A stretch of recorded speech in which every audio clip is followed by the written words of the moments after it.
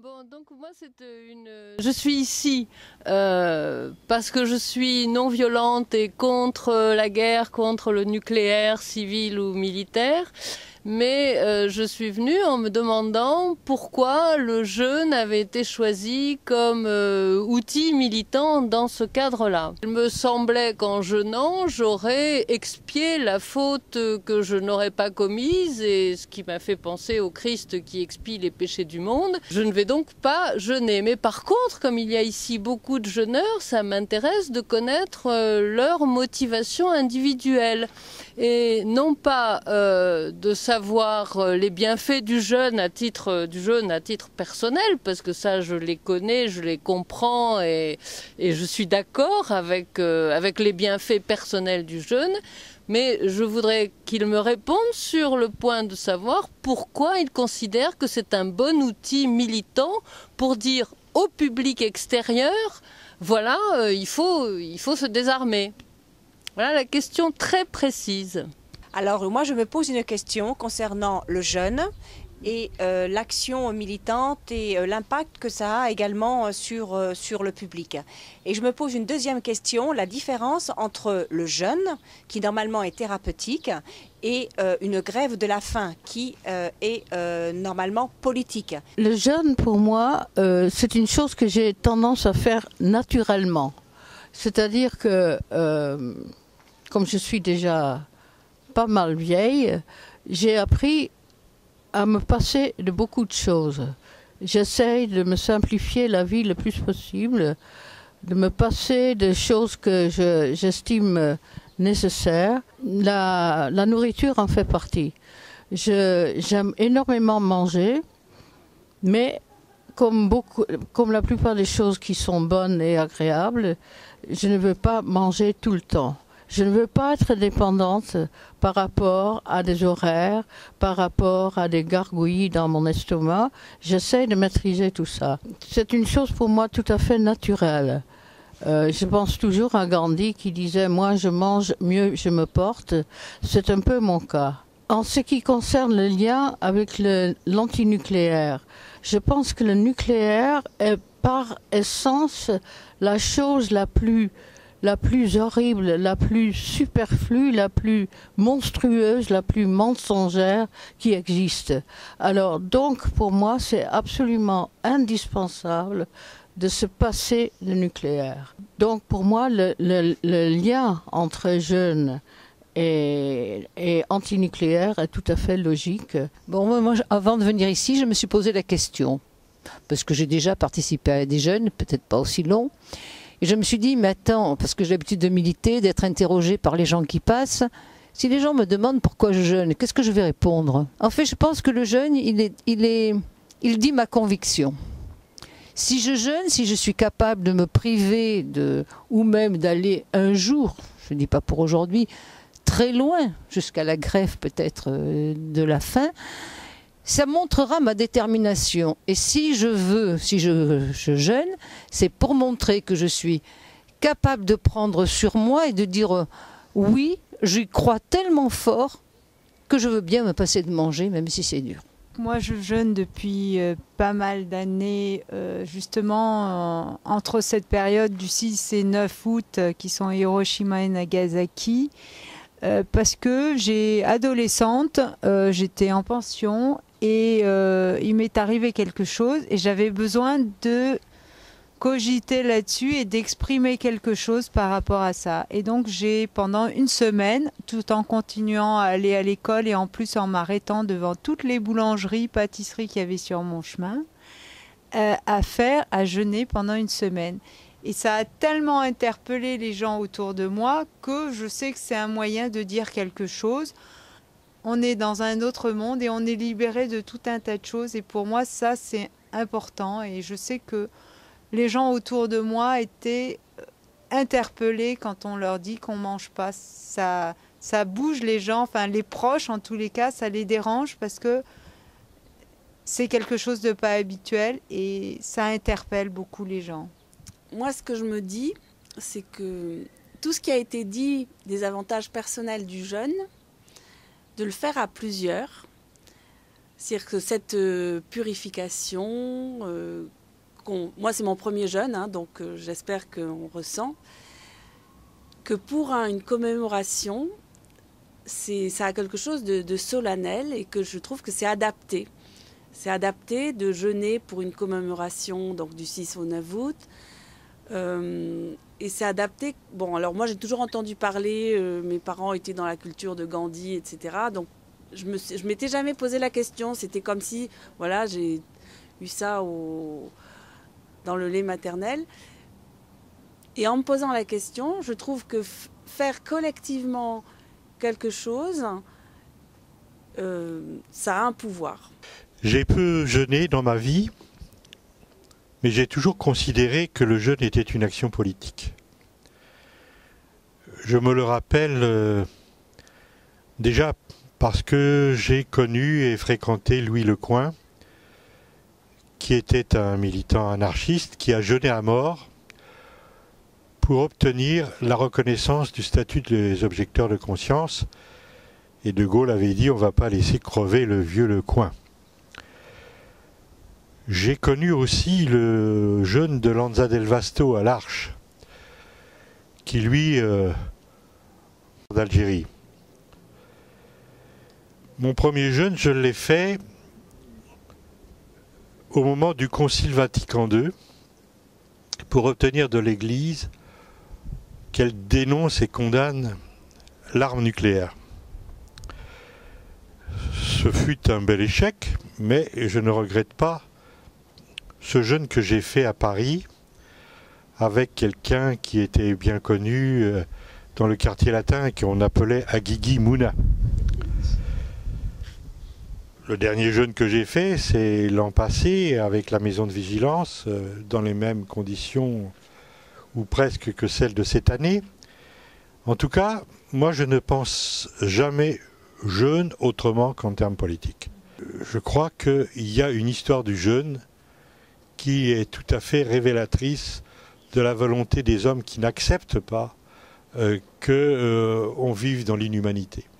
Je crois qu'il faut prendre en considération un autre élément, qui est la durée de l'action. Entre un jeûne de 4 jours et un jeûne de 35 jours, il y a une différence fondamentale. Quand on commence à perdre 3, 4, 5, 10 kilos, on n'est pas dans le même système. Et je dirais que si nous avons peur de jeûner quelques jours, c'est parce que nous sommes dans un système mental. Ceux qui ont dépassé ça abordent sans peur un jeûne beaucoup plus prolongé. Moi, je crois qu'il faudrait s'habituer à ce que le jeûne collectif et le jeûne public soit un moyen d'interpellation des puissants pour leur faire sentir qu'il y a des limites à franchir, car on est prêt à dire non en prenant tous les risques. Et pour l'avoir lu et pour pratiquer du jeûne citoyen, politique, collectif depuis quelques années, il me semble que l'interpellation, plutôt que devrait s'adresser ou peut marcher, peut être efficace, parce que je crois que c'était peut-être ça ta question, de l'efficacité, vis-à-vis de ce que je vais appeler plutôt nos amis, nos sympathisants, qui ont peur de ce mode d'action, enfin peur au sens où il est tout à fait inhabituel dans notre mode de pensée, que de croire qu'il peut avoir une influence, une efficacité, que de vouloir faire pression sur les puissants, comme a dit Jean-Pierre, ou sur les politiques, enfin les gens qui ont le pouvoir. Je pense que c'est montrer à nos amis qu'il y a d'autres modes d'action, justement à ceux qui manifestent, qui font des marches, enfin qui font ce genre d'action limitée dans le temps comme une manif, différente, peut-être, j'en sais rien finalement, dans l'esprit que les marches. Enfin, en tout cas, à titre très personnel, et je n'ai pas fait de longues marches, j'ai fait des jeûnes collectifs un peu longs, enfin en relais, en tout cas l'an dernier en Alsace. Il me semble que, à titre personnel, l'application personnelle en mesure relais globale, physique notamment, je veux dire, il me paraît personnellement plus facile de marcher longtemps que de jeûner très longtemps, au sens de 40 jours, ce que, encore une fois, moi, je ne l'ai pas encore fait. Moi, ce qui m'interroge, donc c'est la première fois que je vais jeûner. Enfin, ce qui m'interpellait, donc il y avait le côté bien-être du jeûne pour l'organisme, mais par rapport à ta question, je me dis que ce qui dérange, on va dire la majorité des gens dans le jeûne, c'est que c'est à contre-courant de la société de consommation. On est vraiment à contre-courant où il faut manger, il faut boire, il faut s'intoxiquer au quotidien parce que ça fait partie des nouveaux plaisirs de la vie. Et du coup, on jeûne, donc on va à rebrousse-poil de cette démarche-là. Et le fait de faire ça pour désarmer, on va aussi à rebrousse-poil de ce que la majorité des gros, des puissants ou des gens se disent. Je m'arme de prévention, je vais faire peur. Et moi, puisque je jeûne à contre-courant de la société de consommation, eh ben, le désarmement, c'est à contre-courant de la société de consommation. Et pourtant, comme le jeûne, ça fait du bien, quoi. Ça fait du bien de pas... Enfin, ça doit faire du bien, je leur dirais dans 3-4 jours. Voilà. Non, ce qu'on peut peut-être dire par rapport au lien entre l'action antinucléaire et le jeûne, c'est que je pense que les gens ont peur de mourir quand ils s'arrêtent de manger. Voilà. Et donc là, ils vont avoir un peu peur pour nous, qu'on meure. Voilà. Donc avec les armes nucléaires, on peut peut-être leur en parler un peu plus aussi, parce que nous, on a peur de mourir avec ces armes nucléaires. Spontanément, quand on est malade, on s'arrête de manger. Que ce soit les animaux, les enfants. Alors les enfants beaucoup plus facilement que les adultes, parce que les adultes, y a cette peur de mourir aussi, qu'on leur a aussi inculqué depuis l'enfance. C'est-à-dire que chaque fois qu'on tombe malade, on est forcé à manger, parce que les gens ont peur qu'on meure. Voilà, donc ça revient aussi à ce que j'ai dit tout à l'heure par rapport à la peur de mourir quand on arrête de manger. Mais les enfants, spontanément, vont s'arrêter de manger. Et c'est notre société qui leur apprend à continuer à manger de peur de mourir. En fait, et justement, en s'arrêtant de manger, le corps va pouvoir se concentrer véritablement sur l'élimination des toxines, mais aussi des bactéries, des virus. Voilà. Donc, normalement, ça favorise plutôt la guérison. Quand j'ai engagé la première fois un jeûne, il y a 14 ans maintenant, en prenant ma décision, j'ai été face à une question qui était forte en moi, c'est celle de la peur. Et que, bien évidemment, dans l'expérience, je me suis rendu compte que cette peur, je pouvais la dépasser. Et souvent, je faisais le lien combien la peur en moi dévore plein de mes énergies. Et je pense qu'aujourd'hui, cette peur, je fais le lien avec ce qui se passe sur la Terre. Combien d'énergies sont investies pour l'armement, alors que c'est pour se protéger, soi-disant. Alors qu'en fait, cette protection est une véritable entreprise de destruction. Destruction matérielle, mais aussi surtout destruction humaine, destruction de l'environnement. Et que le jeûne et cette action que l'on mène pour le désarmement nucléaire est vraiment à la hauteur des enjeux de comment chacun individuellement, mais aussi collectivement, il y a à donner à connaître que nos peurs, il faut vraiment les rencontrer, les traverser pour les dépasser, plutôt que de les nourrir, les entretenir pour être de plus en plus armés. Donc voilà, moi, le jeûne et l'action pour le désarmement nucléaire, c'est vraiment lié à l'expérience de nos peurs, individuelles et collectives. Et que si on veut faire que ce chemin, que ce travail fasse un véritable chemin, il faut aussi avoir conscience de ça pour quand on interpelle autour de nous, nos voisins, nos amis ou ailleurs, et même au niveau des responsables d'une société, qui sans doute ont un certain niveau de conscience à leur niveau, mais leur donner à comprendre que c'est pas en s'armant plus qu'on se protège mieux. Au contraire, on se détruit de plus en plus, individuellement et collectivement. Oui, je voulais vous dire encore que un jeûne comme celui auquel nous participons est un étrange paradoxe. Nous sommes une poignée au milieu d'un grand désintérêt dans une grande ville, entourée de touristes, et pourtant nous pensons, nous croyons qu'il y a une efficacité à ce moyen d'action non violent. Beaucoup de nos concitoyens penseront que nous nous leurrons, que d'efficacité il n'y a pas.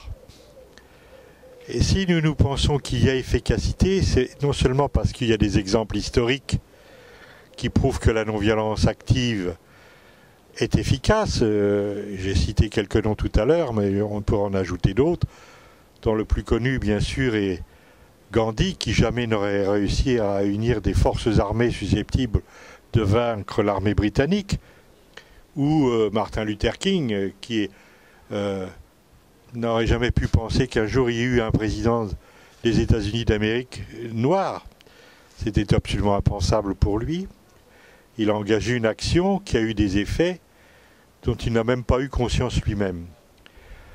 Et aujourd'hui, nous sommes en face d'une réalité extrêmement crue, savoir que la France, qui n'est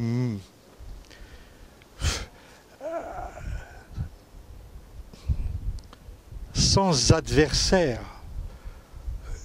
par un adversaire qui serait un État doté d'armes atomiques,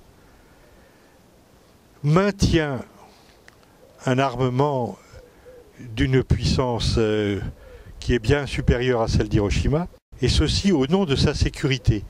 Là encore un immense paradoxe.